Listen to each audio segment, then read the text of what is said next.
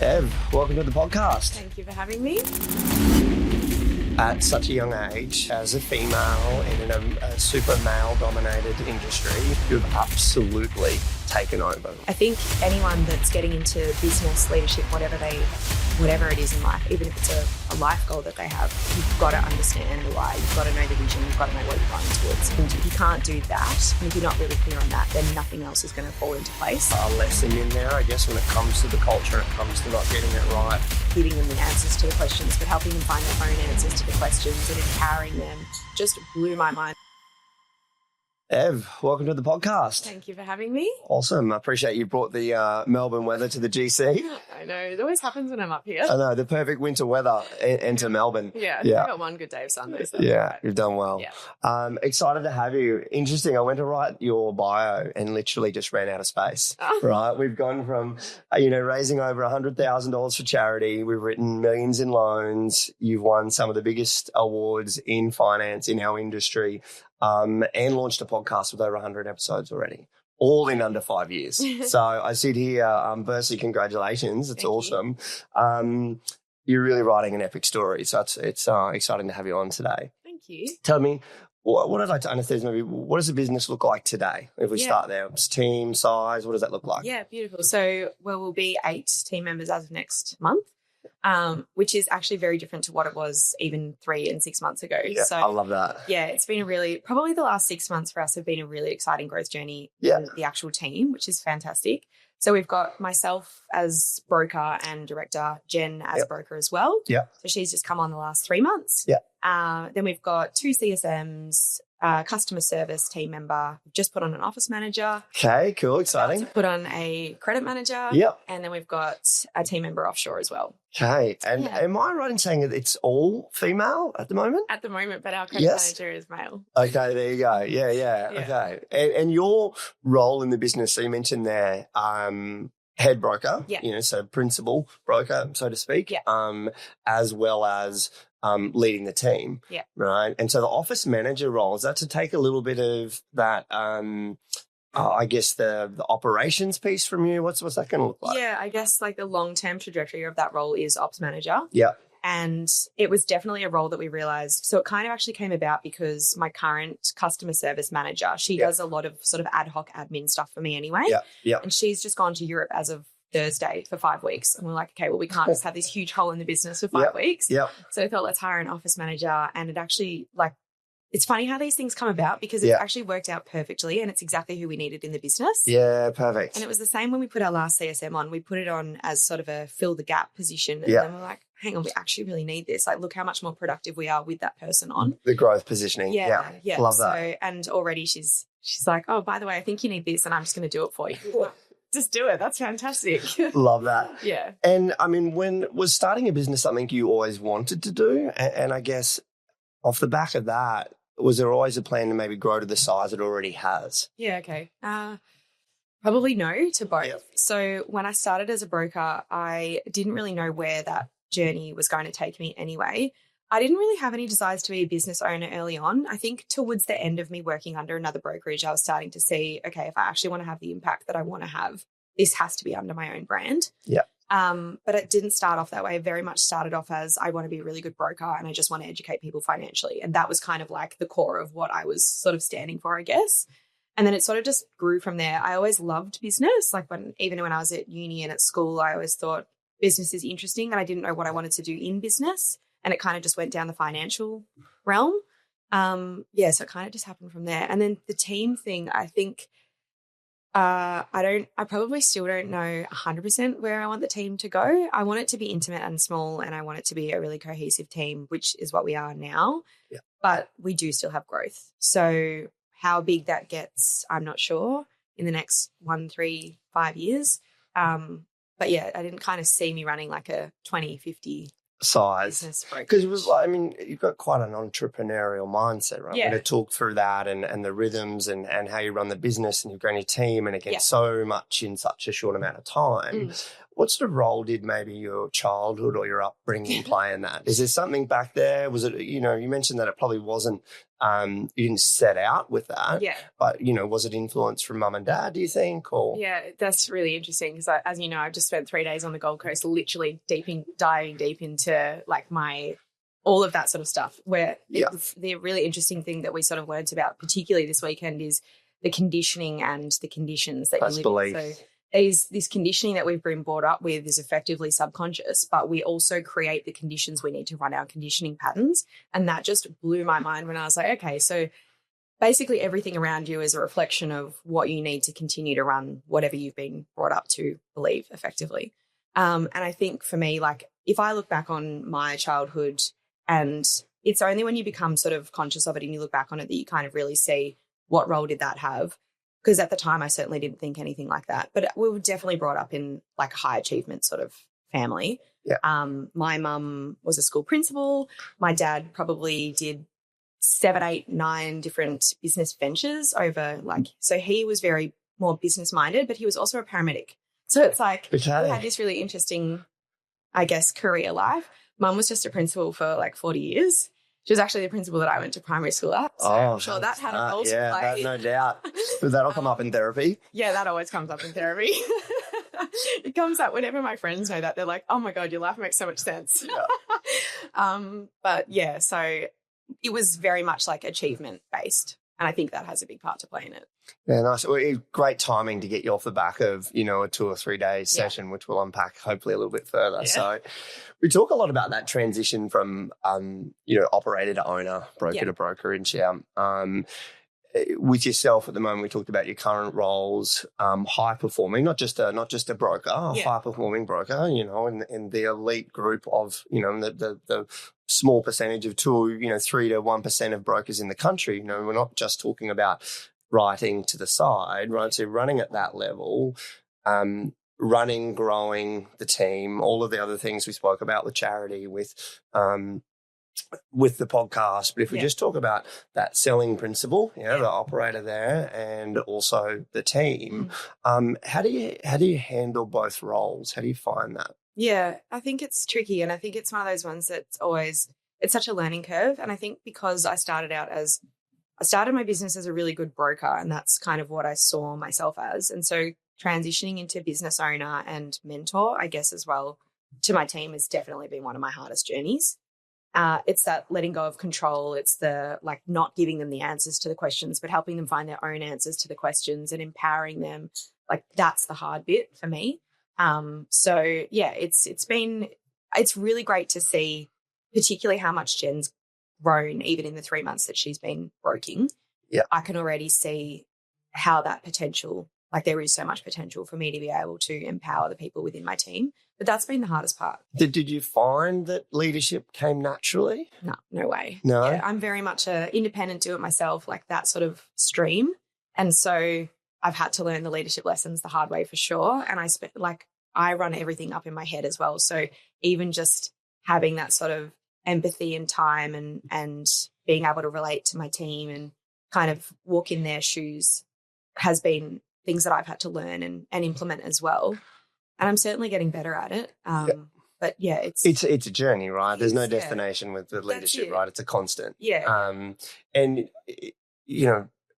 at such a young age, as a female in a super male dominated industry, you've absolutely taken over, right? Which is really exciting, not just from what you've done personally, but then as you've grown the people around you, mentioned. What's probably been the biggest learning in leadership for you so far? Gosh, I don't know. Or biggest challenge, I guess, as you mentioned. Yeah, I think there's so many things that I've learned along the way. And I think if I probably think about the most recent biggest learning was just empowering my team by asking them questions. So if they're asking me a particular question or they're wanting to know how to do something, they know how to do it. It's about guiding them. They just maybe not unconscious of the answer, but it's about guiding them to find the answer. So one of the biggest things that I've been implementing recently is if someone comes and asks me a question, the first question back is, well, how do you think that you should do it? Yeah. And it's actually just about also having that verbal conversation with them and going, my role is not to give you the answers. I'm going to help you to find them yourself. So if I ask you that back, it's not a negative thing. Yeah. It's like they kind of get a bit of humor out of it now because they go, I knew you were going to say Yeah, that. I knew you were going to say that. Yeah, well, it encourages them to think about that answer before, right? Exactly. And I think naturally for a lot of leaders, we are doers, Yeah. right? We've come from a space where, like you mentioned, that I was a really good broker, Yeah. right? And organically are growing into leadership. Yeah. So sometimes when our default mode was to just do, Yeah. because it's quicker and easier and I do know the answer, Yeah. that step back to try and allow people around you and empower people around you to come on that journey with you. Yeah, I think so. And I think also to a degree, like just being able to relate to them in the way that because we are achievement, like goals, numbers, and this industry very much focuses on numbers, as in how many loans are you settling. It's very much results driven. But then coming back to the team and having that deeper, like, why are we doing this? How can I help you? Like those kind of questions, other than just looking at the numbers, has been a really big impact for us as well. Well, I think that's outcome focused too, right? Because the numbers are an outcome. You're going to go all the way back to the sort of upstream and downstream, right? Where does it start? Yeah. What would you say? Maybe what would be the one piece of advice you'd give to someone starting out their leadership journey? I think anyone that's getting into business, leadership, whatever it is in life, even if it's a life goal that they have, you've got to understand, and it sounds so silly, but it's like you've got to understand the why, you've got to know the vision, you've got to know what you're going towards. And if you can't do that, and if you're not really clear on that, then nothing else is going to fall into place. And I think for us, we're really clear on the business vision. We know what we stand for. Like our business purpose is financial empowerment. And it's short and it's sweet because everyone can remember it like that. Yep. So everything we do in the business relates back to financial empowerment. And if it's not on vision, then it's not right for the business. So I think for anyone, you've got to have something that you can kind of hang on to. And that's kind of like your centering piece that everything else revolves around. Yeah. Yeah. Yeah. And I think I've seen that of the time I've known you and see some of the things you do within the business and that work around mission, vision, values and the operating rhythms and the, annual, quarterly, monthly, weekly. Maybe can we talk to that a little? Because I think, I know I'm 15 years in business and that's something we're trying to still get right. Yeah. Right. And hearing you talk to that in the conversations we've had has been really exciting. So what does that maybe look like for, I guess there's you personally, there's the business as well, right? And I guess there is a line in there. Do you do 2 sessions, you're doing that work on yourself, for the year or the 2, 3, 5 year plan and likewise for the business. So what does that look like? Well, we do, and this all came about from the K2 community that I'm part of anyway, but it was very much this regimented planning regime. But it all started with, before you can actually sit down and look at an annual plan, you need to understand the vision. So it all started there. Then we went into, okay, what's our mission? So let's put our vision into an actual number goal. So for us, we want to help a certain number of people. It's 1,200 people by 2026 is our goal as a business. And then from there, it's what are the values? How are you doing it on a day-to-day basis? And who's the people that are coming along that journey? And that's your org chart. So that's kind of like your foundations. And then from there, you've got your annual, quarterly, monthly, weekly, daily. So it sort of breaks down. Yeah. And for some people that might sound really overwhelming, but the biggest, I think I heard this once and it sort of really resonated with me, is if you started an annual plan, you spent all this time on an annual plan and then you're like, great, we know where we're going for the entire year. And you went off down that track and 12 months later, you looked back, you're even like 1% off every month.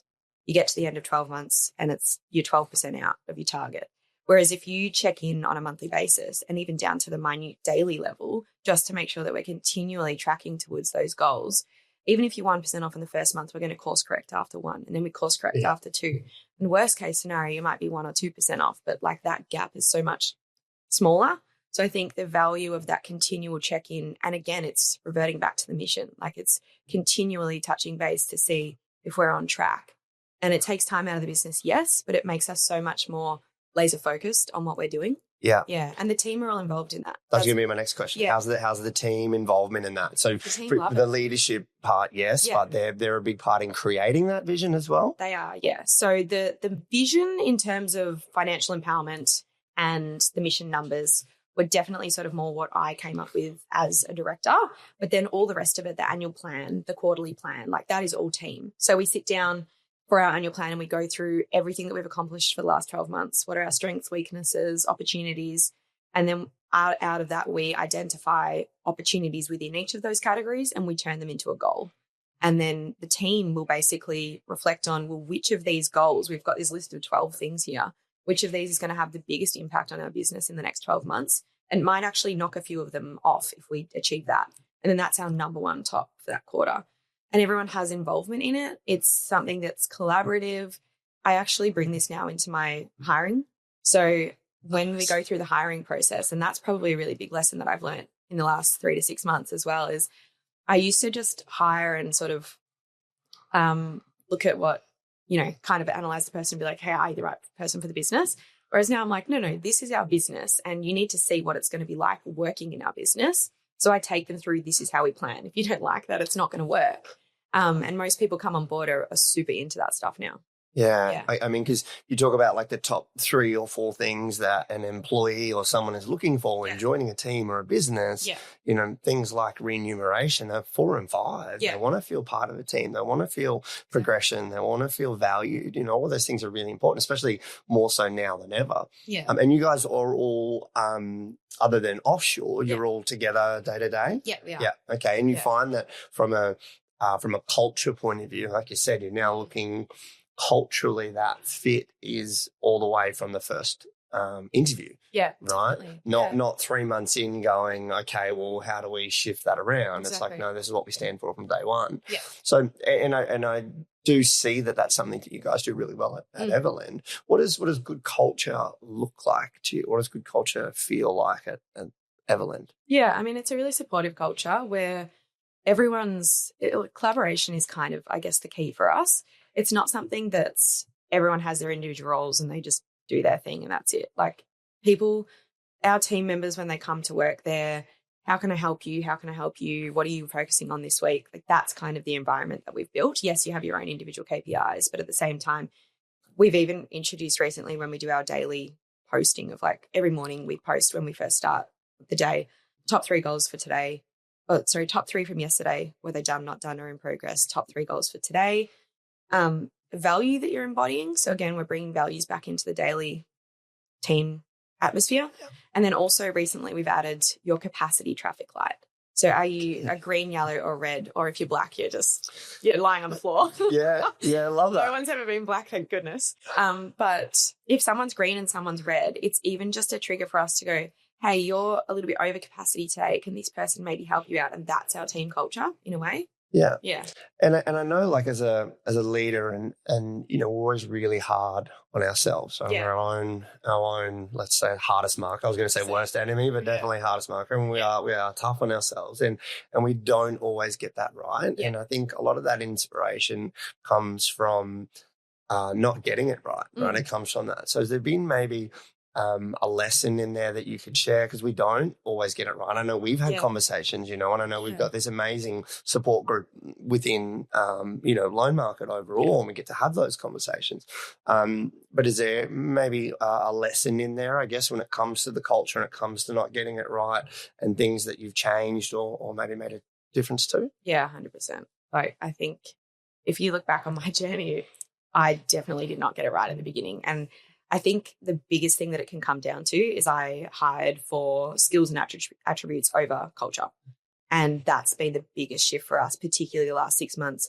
The interview questions we're asking are about culture. I'm showing people an insight into the business. We're doing 2 or 3 rounds of interviews and we're doing a trial where they sit in a desk for a couple of hours and they actually get to experience what does it feel like to be in this office. And the team then kind of say, like one of the most recent hires that we had, she left and I was like to the team, what did you think? And they all just went, we love her. And I was like, great. So it's like, you don't get that if you don't put the time into the hiring process. And previously I also didn't bring my team into, I don't know if this is right or wrong, I guess we're all learning, but I didn't bring my team into the hiring process either to kind of maybe sanity check that cultural piece. It was very much, we've interviewed her, we've looked at her on paper. I'm just thinking back to some previous hires that we've had that have not been a right fit. And I'm like, yeah, that looks great. Interview questions were answered right. Great, we've got someone new starting next week. And like, you don't just want to dump that on your team either. So I think that's definitely been the biggest lesson. Yeah, I love that. Yeah. And I think that's a massive sign of your leadership growth, right? To be able to even make that call and be able to step down and go, no, I know the people around me are going to make as good a decisions as me, if not better in a lot of cases, right? To your point, it's like 7 other people helping make the decision that one would have made on their own. That's it. Yeah. Yeah. Another thing I think you do really well is personal branding. So, you know, Evelyn, not only the significant growth you've had, not only really in numbers, but just in presence, right? And how well you guys do that.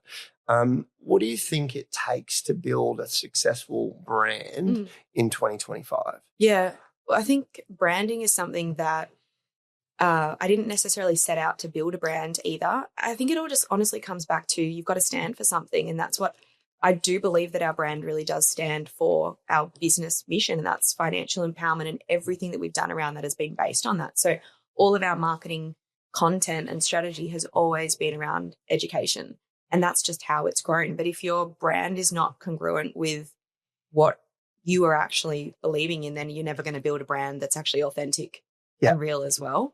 And it can't then grow, because even if you're sitting there recording a video, you're not actually speaking authentically about what it is that you're trying to market. So it doesn't matter what you stand for, but you've got to stand for something. That clarity. Yeah. And then your brand will grow from there. And what would you say maybe to someone looking to start a brand? What would be the one sort of non-negotiable that you would recommend, right? Like things I think when I see from you around that is that clarity, is consistency, is, you know, even if you talk to maybe that strategy that you have for social media, you know, what does that look like?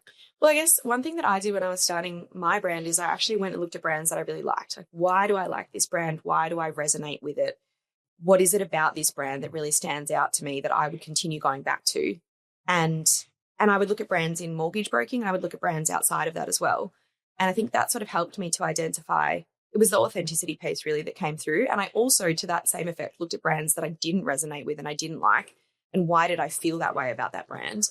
And I felt that it was an inauthentic brand. And that for me was like the biggest driver behind, okay, well, if we're going to build a brand, this is going to be the reason. Got to be yourself. Yeah, exactly. Yeah. And so then I think looking at the social media strategy, that all just came back to, again, education. That was, and you might set up a company for a different reason. Someone else might set up a company for another reason. But if our whole reason was to educate, then everything that we did from a social media perspective and any sort of content, the underlining theme was education. It wasn't ever to sell. It was to actually be able to put some information out there and share our knowledge in a simple way that people could grasp so that they resonated with it and they wanted to continue seeing more of that.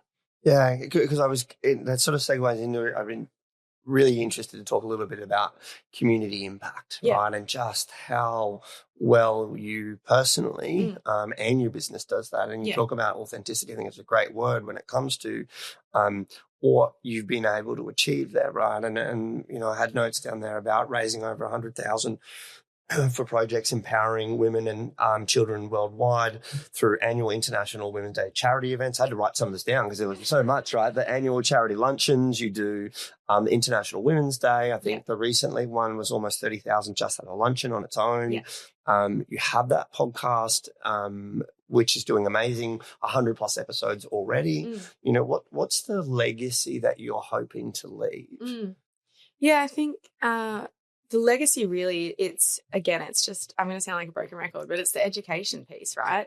And the funny thing about the International Women's Day charity work and the money that we raise is we never set out to do that.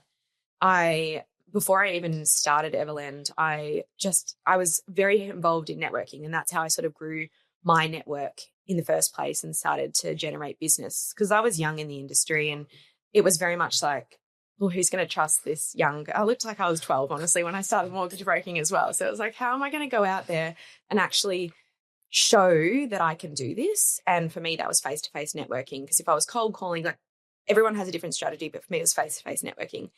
And as a result of that, I had this thing inside me and I was like, I really want to give back to that. Networking's been such a big part of my business. I want to do that. So I set up a networking luncheon for International Women's Day, and I think I only set it up 1 or 2 weeks beforehand, had 30 women come along.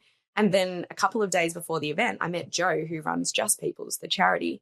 And I was just blown away by what she did. And I was like, we're going to make our lunch at a charity event. She's like, okay, no worries. So I sat with her and we kind of worked out what we were going to raise money towards. And I think we raised $3,500 that day, which was amazing. Yeah. But it just grew from there. And it was, okay, now I actually know what impact I want to have, which was the more that I started to speak to Jo about these charities and the projects that she's working with, the more that I started to realize a lot of these problems worldwide, because her business is really around breaking the cycle of poverty.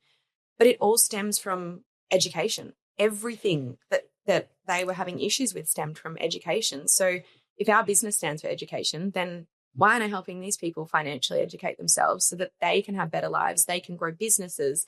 These women can be independent and put their kids through school, which again is increasing and improving that cycle. Yeah. Yeah. Yeah, I love that. The passion it's such an inspiration for so many. So I love, especially these last couple of years, what that has, as you said, just grown into. Yeah. Yeah, organically. Yeah, exactly. What does success look like to you today? And maybe how much does that differ from what drove you back at the beginning? Yeah, for sure. I mean, at the beginning, I think success for me was being a certain broker, writing a certain number of deals, all of that sort of thing. And yes, education was still my core driver as to why I wanted to help people, but success for me was a number. Whereas now success is really giving back to my business and mentoring brokers. And I would love for my team, whether they're with me for 1, 2, 10 years, however long it might be, I would love everyone that has had the opportunity to work in our business to feel like this business has really shaped them and that they've been able to, like they've had this huge growth opportunity themselves as a part of that. And so for me now, it's really the people and why I want to be successful. It's a big part of leadership. I think, some of the proudest moments have been seeing those people take that next step. And you know what? The reality is that might not be with your business. That's right. Right. But to have been a part of that journey. Yeah. Yeah. But it takes some time, I guess, to get the head around that, initially, because to your point, we're highly driven by outcome. Yeah. And drivers, to now get to a point where the excitement actually isn't, but that's the journey. Yeah. And I think also understanding what success looks like to each individual team member and helping them achieve that. I really like that concept in that not everyone has the same definition of success. And I'm sure that's part of the reason that you asked the question, because you will have a different version of success to what I do as well. But every team member, I think, understanding that they also have different versions of what success looks like. So how does our business help them achieve their version of success? Yeah, and it's also really difficult as a leader as well, where you compare, it's hard not to compare your chapter 1 with someone else's chapter 10, right? And it's trying to fast forward some steps. And if you miss that, those learnings and those lessons, it can work against you. Yeah. And so do you sit down and do some of that? It was really interesting there. Do you do that with your team when we talk about their personal goals? Is that like a separate session that you run with the guys? Yeah, I do. The girls, the guys, the team? Yeah, the team. Yeah. We do monthly catch-ups with the team, and they're not long, but I think it's really important to have those one-on-ones. And in those monthly catch-ups, we are going through your short-term and your long-term goals. And originally, a lot of that stuff might just be sort of career development and progression. And I might have someone come into the business now that starts as a CSM and they're like, oh, in 10 years, I want to be a broker. I'm like, cool. So let's work towards that goal. And I'm really big on everyone that comes into the business, they'll have their own pathway. And how can I continue to help them facilitate that pathway? Not going too soon, not going too late, but just supporting them in that, knowing that there are opportunities for growth wherever they want to take that. Yeah. But then to that point as well, in our monthly team catch-ups, which aren't like a full-on planning day, it's more of a monthly review and then setting our goals for the next month, we do personal goals.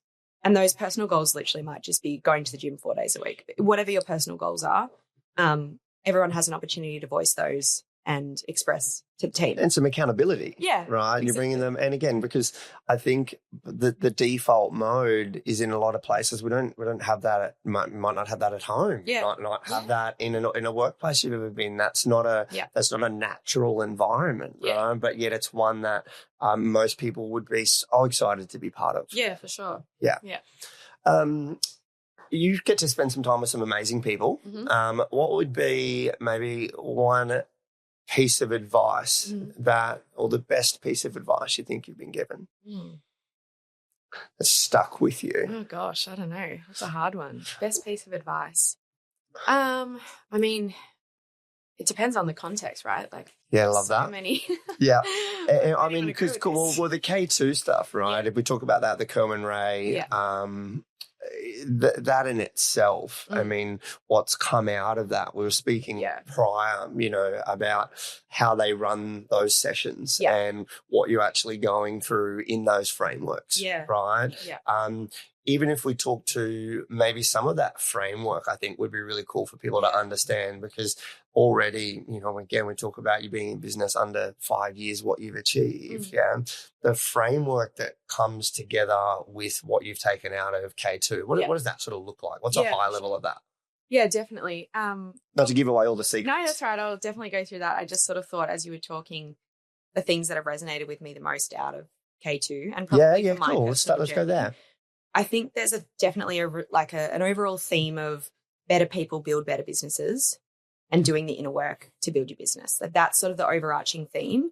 So any sort of variation of that, there's, as I said, better people build better businesses, but then you've also got these themes around your business will never outgrow the level of your personal growth. So, and it's kind of like our business is almost a reflection of our personal lives and our growth journeys ourselves in a way. So if our business is sort of outgrowing us and we don't believe that we're at that level yet, something will happen to bring us back to where we're at. So in order for us to continue to grow that business and have that impact, we need to continually be working on ourselves. And I think that for me, maybe has sort of been the overarching theme that I've kind of clung on to. It's like I'm doing all of this because I know that it's going to give me outcomes in my business as well as me personally. Yeah. Does that make sense? Yeah, I love that. Yeah. Actually, that's a really cool takeaway. Yeah. And I think that sort of sums it up as a whole, because if we then touch on the frameworks of K2, it's funny because I brought Jen along this time. They allowed us to bring people from our business, and we walk out of the first session, Jen goes to me, I didn't know we were going to a therapy session. And I was like, yeah, it's really interesting, right? Because we're working on ourselves to be better leaders, to be better business owners. And that all starts with the inner stuff. So, she absolutely loved it. And that was, a bit of a joke that we've had since. But if you look at the actual construct of what K2 is, it's a 3 or a 4 day event every quarter. So again, we've got those rhythms and that accountability piece in between, where you're put on a table with generally about 10 other business owners for that quarter. And you report your weekly goals that have been derived from your quarterly goals for that quarter. So day 1 is skills day, where we get guest speakers in and we get to hear all about whatever topics they might be talking about. So this week's theme was a lot around self-mastery. And then we had some finance speakers. We had some amazing speakers that spoke about this concept of the third space. And if you're interested in, I'll definitely share that with you. Okay, Loved it. Offline, love that. Day 2 is planning day. So that's where we really go through what happened last quarter, what are we focusing on this quarter? Let's get some really actionable items out of this. And then day 3 is the mastermind day, which is by far like the most profound day, where those same 10 people that you're going to be on with for that quarter sit down and get to hear about all of your issues in your business. And then you go, okay, if we could solve one of these issues that's going to have the biggest impact, what would it be? And then they're helping you to mastermind that and workshop some brainstorming ideas on how can I, what does this look like for me as a resolved issue? What am I doing? And you're coming out of that again with action items, but that could be anything from leadership to marketing to just the core fundamentals of business through to your own personal stuff. So you just don't know where that mastermind's going to land. And I think the leaders are really in tune with, you'll be sitting there and they'll go, what was that? Like you had a little twitch when you said that word, we're going there. And it's kind of interesting to see how the leaders really facilitate that. Yeah, I love that. And I think that's the sort of, the under the hood check, right? That a lot of people, the work just that they're not prepared to do, 100%. right? And to be vulnerable, and again, we talk about leadership, there's a lot of skills in there, and being vulnerable enough and taking that accountability, because I imagine there's a lot of pressure that comes from that too, right? Because you do take that back to the team. Yeah. And then, there is now accountability on yourself as the leader to help deliver on those results. That's it. Yeah. Yeah. I think it's great to be able to bring it back to the team as well. So what I do in planning day in K2 is I generally will have some TOPs, which we call tactical operating priorities for that quarter for myself. But then when I do my planning day with the team, we'll have team priorities. So I might still do my own stuff that I'm working on that's more sort of high level business related, or it might be personal growth, whatever I'm going through that I need to kind of work on there. But that generally tends to be separate to what I'm doing with the team. And then that gives them that ownership in that direction. Yeah, I love this. I can just sit here and talk about that stuff all day. I really like that. I was starting to get fired up. You're an avid content creator and consumer of sorts. Maybe a top 2 or 3 books or podcasts that are really sort of hitting at the moment. Yeah, okay. When I started the business, I was obsessed with Ed Milet. Yes. He was one of my favorites. And I kind of went off that train. And now I'm kind of on Diary of a CEO is great. Stephen Bartlett. Yes. And he interviews some great people that I kind of then will go, I'll listen to them for a while. So, I listen to podcasts weekly without fail. Books. Do you know what book actually had the biggest impact on me? And I read a little bit, but not as much as I used to, because I'm sort of more content consuming auditory now. But the one that really stuck with me was The Compound Effect. And it's such a simple concept, but I don't know why I knew this stuff, but I don't know why reading it really landed with me, which is the premise of the small things that we do on a daily basis are basically what compound to add up to this result over here over a period of time. And talking about how, if you're not consistent with that, or if you're missing days, or if you're falling off track, that it's going to have an impact on the end result. So it's about this consistent small impacts that we make over time. And I think when I first read that book, I did not skip a day working out for so long. But it's it's so relatable in every area of life, right? Yeah. Yeah. Yeah, I love that. Yeah. No, they're good. Well, I could talk for hours, but I appreciate your time. I know that you're on a flight back to, I was going to say sunny Melbourne, but they've brought that to the GC. But no, look, thank you again so much for sharing. You've been a huge inspiration in so many areas. You're doing an amazing job, and thanks for spending some time with us, and hope to catch up soon. Yeah, thank you so much for having me. I really appreciate it. No worries. Bye for now. Thanks for tuning into this episode of Room to Grow. Have you got burning questions or know? Thanks for tuning into this episode of Room to Grow. Have you got burning questions or know a powerhouse entrepreneur we should feature? Drop us a line at info@roomtogrowpodcast.com.au. We'd love to hear from you. And look, do you want to stay in the loop? Join our mailing list. They're always the first to know about new episodes and any updates. Head to our website and subscribe for the latest updates. And hey, if this episode resonated with you, we'd be grateful if you'd follow us on the socials, leave us a review on Spotify or YouTube, and share the show with fellow entrepreneurs and colleagues who could use some inspiration. Until next time.